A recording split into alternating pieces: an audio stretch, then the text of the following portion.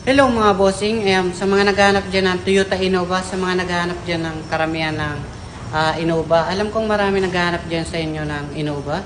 So ito yung asking natin dito is 500,000. So syempre, i-big discount natin dito para sa mga solid followers natin dyan. Kaya kung ikaw ay hindi pa nakapalo, follow muna ako dyan para mabigyan ka ng magandang sasakyan at magandang presyo. Okay, so tara, check natin. Okay guys, yan para sa mga naghahanap dyan ng Toyota Innova. 2014 model na po ito mga bossing. Manual transmission lang po. Is 2.5 na yung kanyang makina. Ayan mga bossing. So good running condition naman to mga bossing. Sa mga swak nyong budget, mababa naman to sa iaalok ko ng...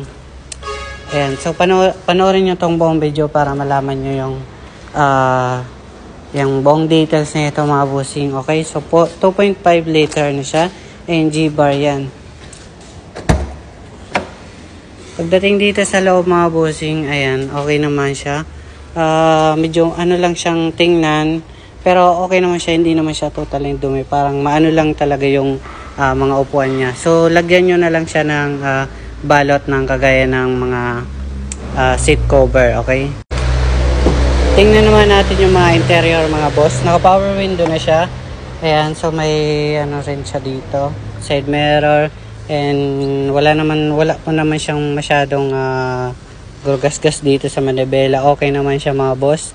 And may payong pa siya. And doon may manual booklets pa rin naman. Ayan, so all power naman to mga bossing. Ayan, okay, so para mas lalong kumanda, balutan nyo na lang ng dito ng seat cover. Dito naman tayo sa may second row mga bossing. Ayan, ganyan itsura niya. Okay, so sobrang powerma to yung binibili na seat cover mga boss. So bali natutupi na rin to mga bossing. So ito lang ang ano yun mga boss. Ayan. Ayan mga boss, maluwag na siya. Ayan, okay. So kung sa swak nyong budget mga boss, solid to mga bossing. Tapos dito naman mga boss, natutupi rin to pag gusto nyong kargahan siya mga bossing. Yan siya mga boss, napakaluwag ng sa likuran niya kapag gusto nyong kargahan. So, pagdating naman dito sa emblem, ayan, okay naman siya, all power naman, and ending 7 mga boss. Sa tail light, ayan. And may reserva pa naman siya yung mga boss. Sa mags and sa gulong, ayan, makapal pa naman siya. Sabihin na natin mga 90%. Makapal pa naman talaga siya. Medyo bago. So, ito na mga boss. Babanggitin ko yung presyo. Ito mga boss, ang asking talaga nito nasa 500,000. So, syempre, ibibigay ko na sa inyo ng 465,000. 465,000 for my cash buyer. Okay? Kung financing, pwede naman. So, marami pa ditong available guys.